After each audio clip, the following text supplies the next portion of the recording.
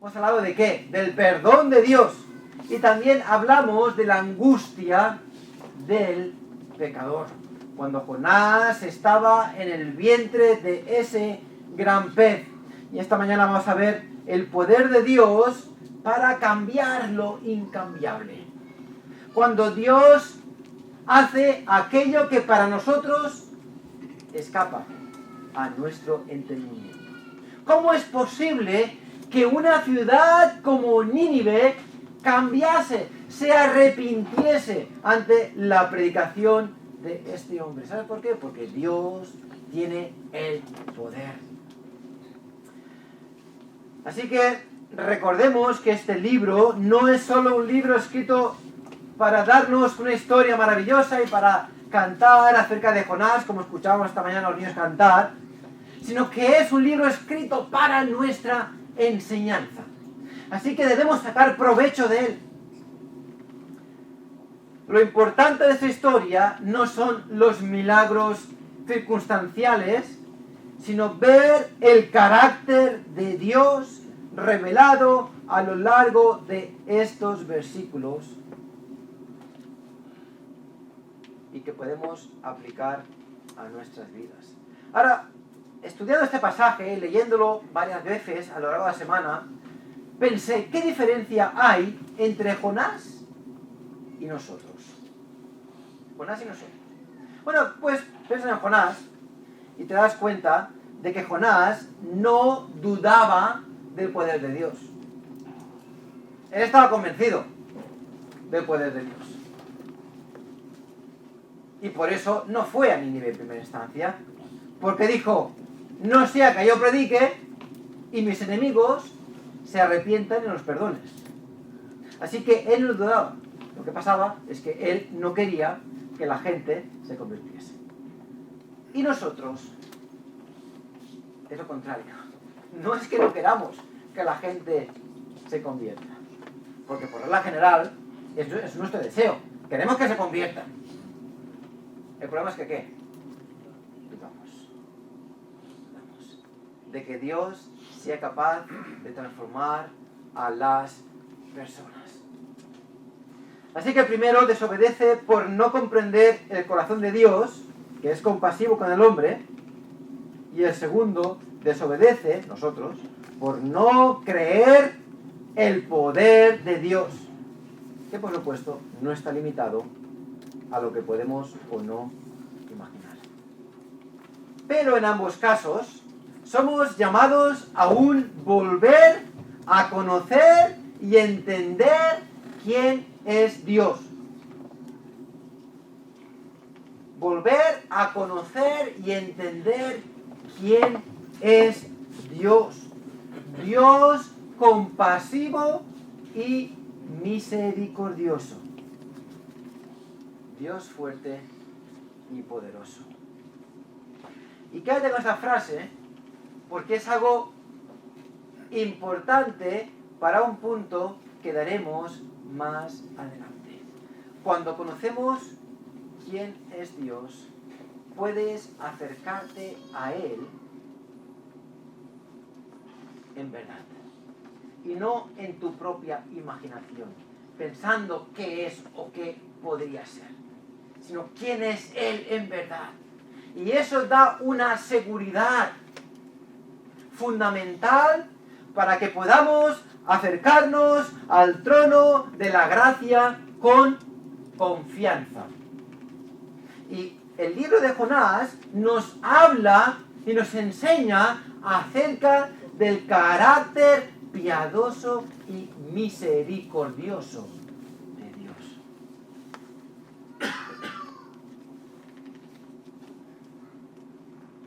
Así que, si Dios fue capaz de influenciar de tal modo a gente tan malvada como la gente de Nínive, asirios, hasta tal punto que se arrepintieron a la voz del profeta, ¿no lo es también hoy en día para con aquellos que no quieren escuchar? Es que estamos en la misma situación. Y por eso Dios ha estado tocando mi corazón acerca del evangelismo. Porque estamos exactamente en días clavados a los días de Jonás y Nínive. En una sociedad desenfrenada. Una sociedad destinada a la destrucción. Una sociedad que parece imposible que se vaya a convertir. Pero ¿no es Dios poderoso para transformar y para cambiar almas? Así que Dios no es solo Dios, un Dios de paciencia y perdón, sino que también es un Dios de poder, capaz de cambiar al corazón más perverso. Fíjate lo que dice 1 Corintios 6, del 9 al 11. 1 Corintios 6, del 9 al 11. Y dice, ¿no sabéis que los injustos no heredarán el reino de Dios? No erréis, ni los fornicarios, ni los idólatras, ni los adúlteros, ni los afeminados, ni los que se echan con varones, ni los ladrones, ni los avaros, ni los borrachos, ni los maldicientes, ni los estafadores heredarán el reino de Dios. Fíjate que aquí he dado una categoría de pecados grandes, pequeños, lo que tú quieras, pero he hecho un gran paraguas. Sencillamente está condenando a todos. ¿Sabes que no hay iglesias de homosexuales? No las hay. Por lo menos verdaderas iglesias. ¿Por qué? Porque dice aquí Pablo, y esto erais algunos en pasado. ¿Sabes que no hay iglesias de estafadores? ¿Sabes que no hay iglesias de maldicientes? ¿Sabes que no hay iglesias de afeminados? ¿Que no hay iglesias de ladrones? Porque Dios nos ha librado de esto. Está diciendo, esto erais algunos. Os ha sacado de allí. Os ha transformado. Y por imposible que parezca, por perverso que fuese, Dios cogió a estos hermanos y los sacó de ese pecado y los transformó. Y ese pecado lo dejaron atrás. Y esto erais algunos. Mas ya habéis sido lavados de esos pecados. Ya habéis sido santificados de esos pecados. Ya habéis sido justificados de esos pecados. En el nombre del Señor Jesús y por el Espíritu de nuestro Dios. Está diciendo, aquí está la transformación. Erais ninivitas. Estabais viviendo en pecado, pero Él os transformó mediante la predicación de su palabra. Y fueron salvos. Pero el poder que Dios demostró en Nínive es el mismo poder que Él demostró en la iglesia en Corinto y es el mismo poder que Dios ha demostrado en tu vida. Y por esta mañana, al enseñar la clase, hablábamos acerca de la importancia de empezar por ¿dónde? Del problema del pecado. Porque es de allí de lo que nos salva Dios. Es el pecado lo que nos separa de Dios. Así que si yo no trato con el pecado, no trato con nada. Lo que hago es construir la casa sin cimientos. Y no me sirve. Así que el poder de Dios para transformar. Como dice 2 Corintios 5:17, de modo que si alguno está en Cristo, nueva criatura es.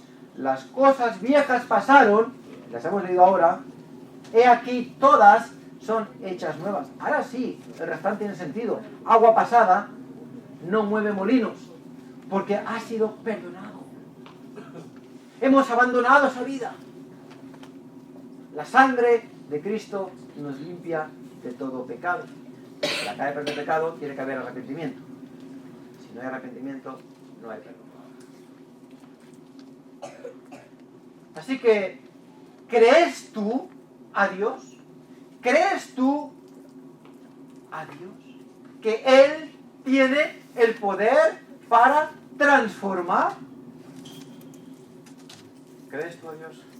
Así que lo que vemos aquí, número 1 esta mañana, es una segunda oportunidad. Vino palabra de Jehová por segunda vez a Jonás diciendo, levántate y ve a Nínive, aquella gran ciudad, y proclama en ella el mensaje que yo te diré. Y qué bueno es poder experimentar una segunda oportunidad. Y cuando un niño está jugando y se equivoca o hace algo mal, el padre dice, venga, inténtalo de nuevo. Y sin presión lo hace otra vez. Y otra vez. Hasta que se haga bien. A veces nos frustramos. Pero Dios nos da una segunda oportunidad. Y una tercera. Y una cuarta. Y el justo cae y se levanta 7 veces y tira hacia adelante. Y gracias a Dios por la misericordia. Pero aquí vemos a Jonás, que le da esta segunda oportunidad.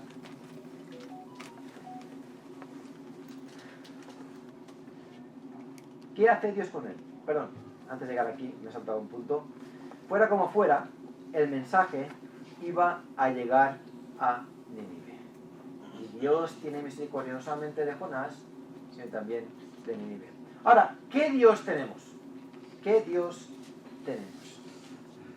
Para ello, vamos a ver al profeta Jonás y cómo Dios trata con él. Hemos dicho antes que Jonás conocía a Dios, ¿verdad que sí? Él sabía cómo era Dios. Precisamente por eso decide no ir a Nínive. Así que él le conoce, pero no comparte su corazón. Y Dios, por supuesto, tiene una lección preparada específicamente para Jonás, que llegaremos en el siguiente capítulo. Pero Jonás no comparte su corazón y en consecuencia desobedece el mandamiento de Dios de llevar en primera instancia el mensaje. Es profeta de Dios, conoce a Dios y a pesar de eso desobedece. Ahora, ¿qué hace Dios con él? ¿Qué Dios tenemos? ¿Qué hace Dios con él? ¿Sabes? Podíamos haber hecho al mar y haber hecho que el pez se vaya para abajo. Y ahí te quedas, Jonás. Se acabó de Jonás.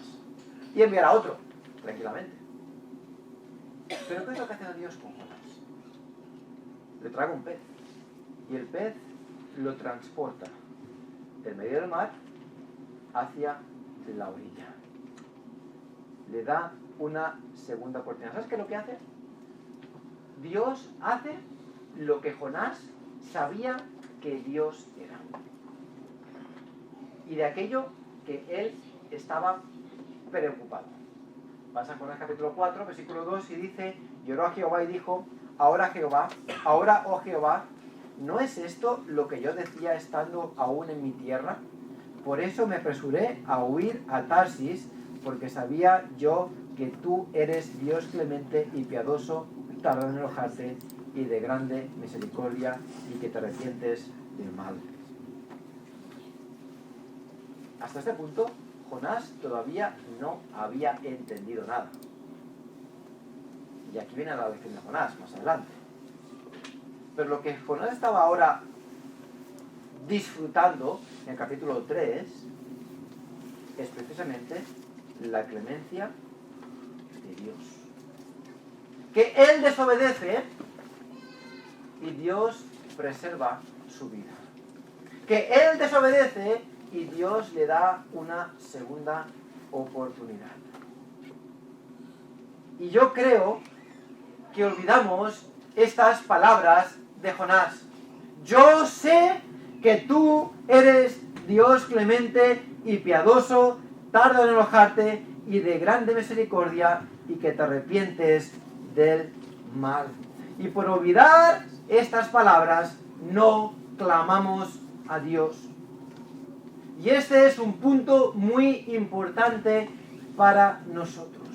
Nos desanimamos porque usamos nuestra perspectiva como lente principal. Pero ¿y la perspectiva de Dios? La perspectiva de la clemencia, de la piedad y de su misericordia. Vemos a la sociedad como una sociedad que se merece el castigo. Porque es verdad. Se merecen recibir el pago a sus hechos. Es cierto. Pero Dios también es clemente.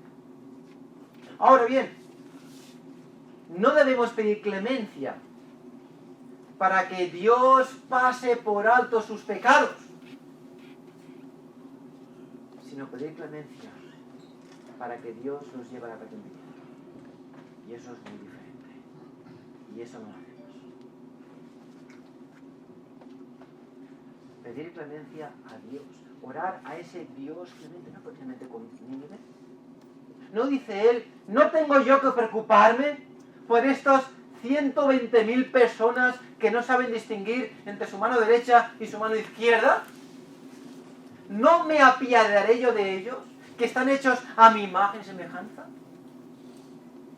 Entonces, no estaría más orar a Dios, al Dios clemente y misericordioso, no para que pase por alto sus pecados, porque ¿sabes qué?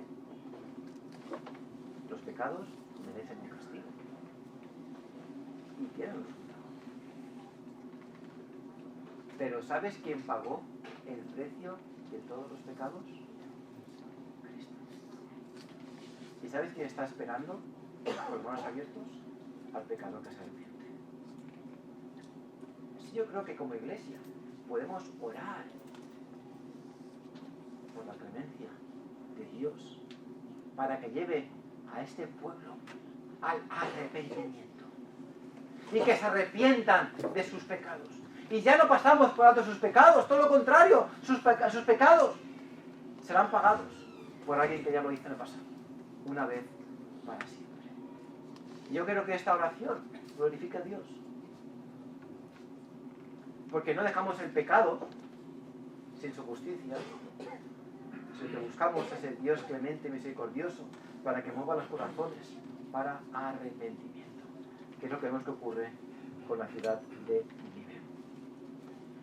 Pues vemos también en esa segunda oportunidad cómo el pasado es pasado. Y en ninguno de estos versículos en Jonás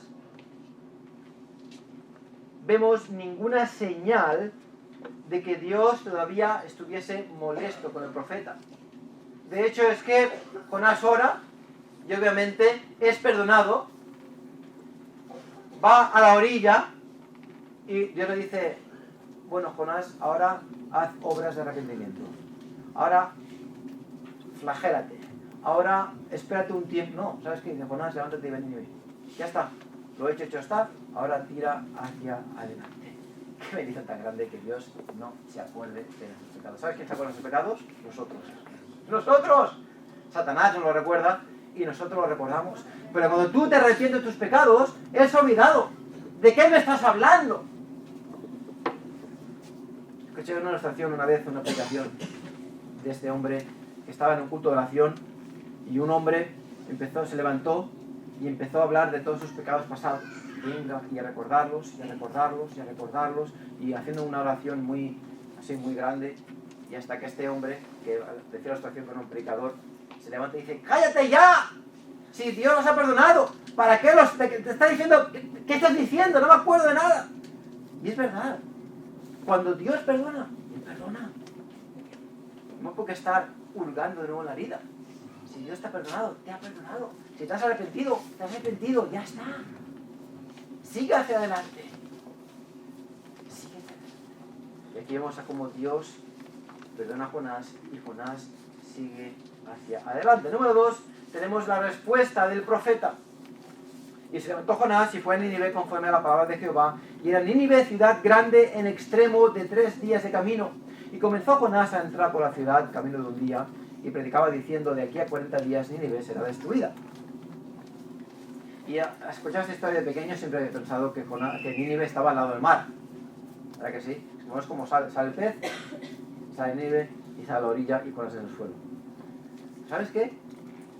Salvo que el pez subiese por el río Tigris, que el río Tigris entiendo que es grande, no sé cómo de grande, pero bueno, en fin. Si estaban en el mar Mediterráneo, el pez tiene que dar toda la vuelta y de algún modo saltar, en fin, complicado. Así que la orilla estaba a unos 800 kilómetros de Nínive. Así que Jonás emprende el camino de la orilla hasta Nínive, por lo menos una semana andando. Pero va con decisión y llega a Nínive. Y Dios tenía una lección preparada para Jonás que debía aprender, un mensaje a Nínive que debía ser escuchado, y Nínive iba a ser usada por Jesús mismo como testimonio contra los judíos que no querían creer en él. Y todo eso estaba en el plan de Dios, así que pase como pase, eso se va a cumplir.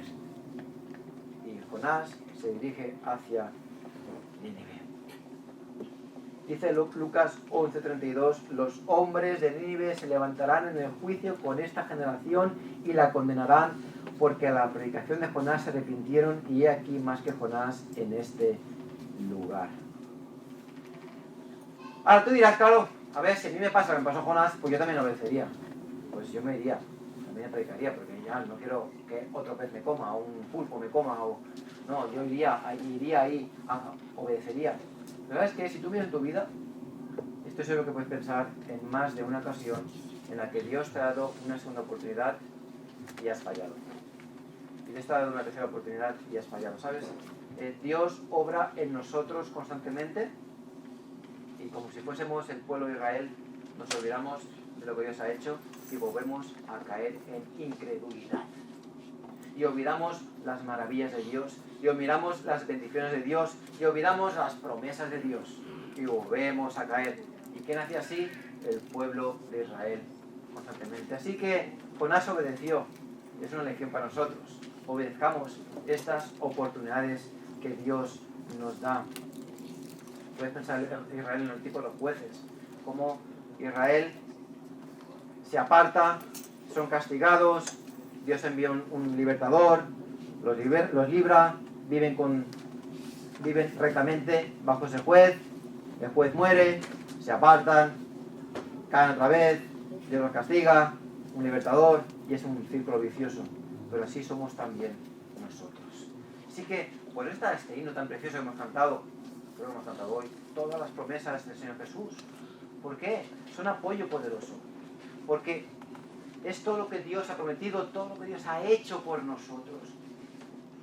Que en el tiempo de la prueba son un bastón perfecto para recordarnos que Dios es bueno, y que Dios nos guarda, que nos cuida, que nos protege, que provee. Y nuestra fe es puesta a prueba, pero al salir victoriosos somos edificados. Ahora, ¿cuál fue la respuesta? Y no está a cabo. ¿Cuál fue la respuesta de Nínive? 5:9. Y los hombres de Nínive creyeron a Dios. ¡Creyeron a Dios! Y proclamaron ayuno. Y se vistieron de cilicio, desde el mayor hasta el menor de ellos. Y llegó la noticia hasta el rey de Nínive. Y se levantó de su silla. Se despojó de su vestido. Y se cubrió de cilicio. Y se sentó sobre ceniza. E hizo proclamar y anunciar en Nínive por mandato del rey y de sus grandes, diciendo: hombres y animales, bueyes y ovejas, no gusten cosa alguna, ni se les dé alimento, ni beban agua, sino cúbranse de cilicio, hombres y animales, y clamen a Dios fuertemente, y conviértase cada uno de su mal camino, de la rapiña que hay en sus manos. ¿Quién sabe si se volverá y se arrepentirá Dios y se apartará del ardor de su ira y no pereceremos? Ahora, ¿cuál es el mensaje? ¿Cuál es el mensaje de Jonás? De aquí 40 días, Nínive será destruida. 40 días, ese es el mensaje. No busques más, no hay más. De aquí 40 días, Nínive será destruida. No es un mensaje de arrepentimiento, con instrucciones, no es de perdón, no es de exhortación, era un hecho. Tenéis 40 días. ¿Y cuál fue la reacción? Bueno, primeramente creyeron a Dios. Y la Biblia está al respecto. Creyeron a Dios. No dice creyeron a Jonás, sino que creyeron a Dios. Creyeron que Jonás llevaba un mensaje divino y creyeron el mensaje que predicaba Jonás, por lo tanto creyeron a Dios. Y es interesante notar, y esto no se ve en la Biblia, nuestra Biblia, pero es interesante notar que en esos versículos que se refieren a los ninivitas y al rey de Nínive, cuando se refiere a Dios, la palabra usada es Elohim, Dios, y no Yahweh, Jehová. Jonás no fue a predicar el Dios del pacto, que es Yahweh, sino al Dios todopoderoso, Elohim, ese ser supremo. Es ese Dios ante quien se arrepintieron. ¿De acuerdo? Y curiosamente, entre comillas digo curiosamente, la historia secular dice que durante ese tiempo hubo un movimiento religioso en Nínive que resultó en el cambio de adoración de muchos dioses a un solo dios, a quienes ellos llamaban Nebo. Curioso. Nínive, Asiria, era politeísta y de repente se vuelven monoteístas. Curioso, ¿verdad? Dice un autor, dice, en su libro titulado The Ancient World, el mundo antiguo, desde el año 1400 al año 586 a.C., es el título del libro, Francis Nicole hace la siguiente observación. En tiempos de Adad-Nirari III, rey asirio, se produjo una extraña revolución religiosa que puede compararse con la del faraón egipcio Ignaton. Por una razón desconocida, Nabu, o Nebo, el dios de Bosipa, parece haber sido proclamado dios único o al menos dios principal del imperio. Así que lo que dice la Biblia queda corroborado por lo que la ciencia descubre. ¿De acuerdo? Es un dato curioso que me pareció adecuado decirlo ahora, porque esto no es una historia. Esto es lo que ocurrió, en verdad. Y es tan cierto hasta el punto de que Jesús mismo menciona a Nínive y la historia de Jonás. Y esta historia se levanta como testimonio para aquellos que deciden rechazar a Jesús y su mensaje. Ahora, ¿qué es lo que creyeron? Bueno, creyeron que la ciudad iba a ser destruida. Y viendo su reacción, creyeron que iba a ser destruida por sus hechos, como castigo divino. ¿Qué es lo que dice el rey? Apartaros de toda rapiña. De todo. Es que va a ser destruida. Va a ser destruida porque hemos hecho esto. Arrepentiros. Sabían. Sus obras clamaban en contra de ellos. ¿Y sabes qué? Lo sabían. Lo sabían. Y la gente puede tapar sus hechos como quieran. Pero Dios ha puesto una idea, una moral, un concepto de bien y mal en nuestras mentes que están allí y que constantemente señalan al corazón. Y por esa razón hay tanta gente hoy en día necesitada de psicólogos. Porque hay algo ahí en su corazón que le está haciendo daño y va a un psicólogo para encontrar solución. Pero el problema es que el psicólogo toca, de algún modo, si toca algo en la mente, pero no le llega al corazón. El corazón solo puede llegar Dios. Solo puede llegar Dios. La psicología no es la solución. La solución viene de Cristo. De la abundancia del corazón salen los malos pensamientos, las malas palabras, las malas acciones. Si tú quieres cambiar eso, pensamientos, palabras, acciones, no levantes manos y te pongas en contra de la violencia, cambia el corazón. Y para cambiar el corazón, como que tú no puedes, acude a Cristo. Y Él seguro que te cambia. ¿Pero sabes qué? Tendrás que arrepentirte. Y si no quieres arrepentirte, entonces hay muchos psicólogos que intentarán ayudarte a poner parches. Pero no en el caso de los ninivitas. Sabían que habían hecho mal. Lee de nuevo Jonás. Hombres y animales, dice, y conviértase, versículo 8, y conviértase cada uno de su mal camino. ¿Cómo que mal camino? Mente, yo no hago mal a nadie, no es mal camino. Mentira. Conviértase de su mal camino. ¿Qué más dice? De la rapiña que hay en sus manos. Arrepentimiento. Arrepentimiento. Así que, ¿qué es lo que creyeron? Que iba a ser destruida por sus malas obras.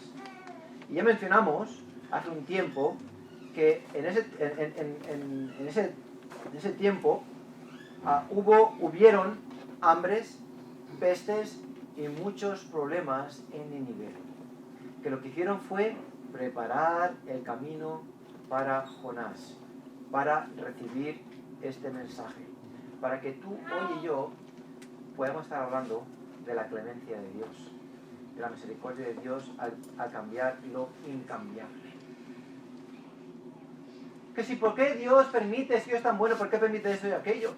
Bueno, ¿será posible que Dios esté tocando corazones para prepararlos, para recibir su palabra? De otro modo seríamos duros. ¿Tú crees que Jonás? Bueno, Dios puede hacerlo, por supuesto. Pero ¿crees que el corazón del ninivita hubiese sido igual si Nínive hubiese sido en ese momento, hubiese estado en su esplendor, hubiese estado riqueza por todas partes, hubiese estado en victoria por todas partes, el orgullo por todas partes arriba, y viene a Nínive, a Jonás, a Nínive y dice, Nínive será destruida, y dirán, Dios puede cambiarlo, creo que sí. Pero ¿estaría el corazón preparado para recibir ese mensaje? No. Pero Dios fue tocando esa ciudad, pum, y otra, y otra, y otra. ¿Sería posible que Dios esté tocando el corazón de personas al escuchar de guerras, al escuchar de viruses, al escuchar de desastres naturales, al escuchar de falta de dinero, precios súper altos, y la gente está empezando a buscar, y que Dios está tocando corazones antes de que sea realmente demasiado tarde y esto sea destruido? ¿Podría ser? Podría ser. Y podemos clamar aquí a Dios por clemencia, para que la gente se arrepienta de sus pecados. Se tiene que arrepentirse, o sí. Pero, ¿y si clamamos a ese Dios de clemencia? Eso, hermanos, es una lección para mí. Y yo he sido el principal beneficiado en esta predicación. El hecho de estudiar y ver la persona de Dios. Y recordar de nuevo que Él es un Dios clemente y que se apiade de Dios. ¿Qué es lo que hicieron? Número 3. Bueno, la única cosa que se puede hacer, que es arrepentirse. Arrepentirse. Se humillaron, se vistieron de cilicio, lo cual habla de esa indumentaria de los siervos y esclavos. Es como pones un saco de patatas, que es recio, es áspero, es incómodo. Habla de humildad, de que lo más pobre que te puedes echar encima. Hasta el rey mismo se arrepintió e hizo este decreto.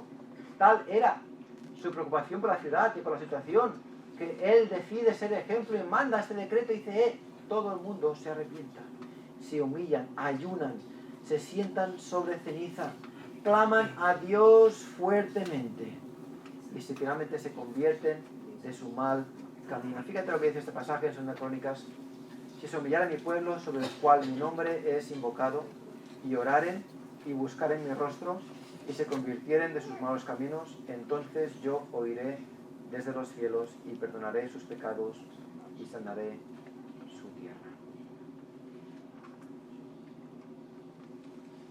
Cada vez estoy más convencido de que aquí en Cataluña no llueve por el pecado que hay aquí en Cataluña. No, estoy cada vez más convencido. Y cuanto más lo leo, más convencido estoy.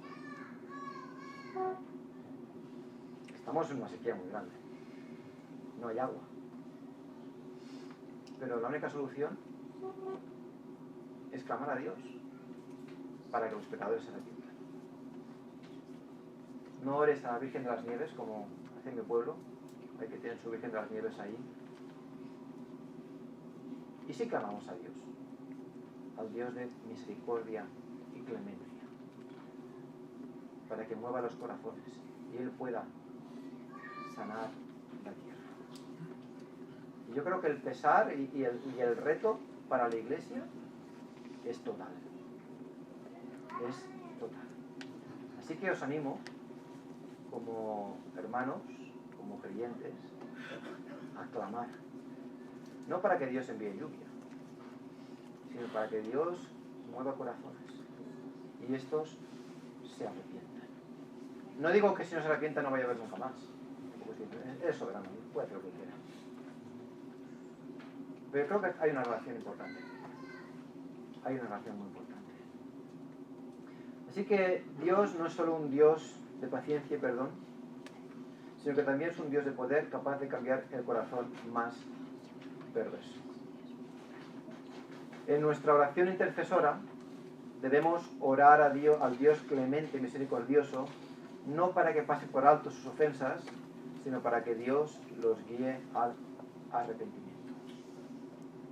Así que no ya crees tú a Dios, sino crees tú que Dios puede hacerlo. ¿Crees tú que Dios puede hacerlo? Señor, te pido que tú nos ayudes.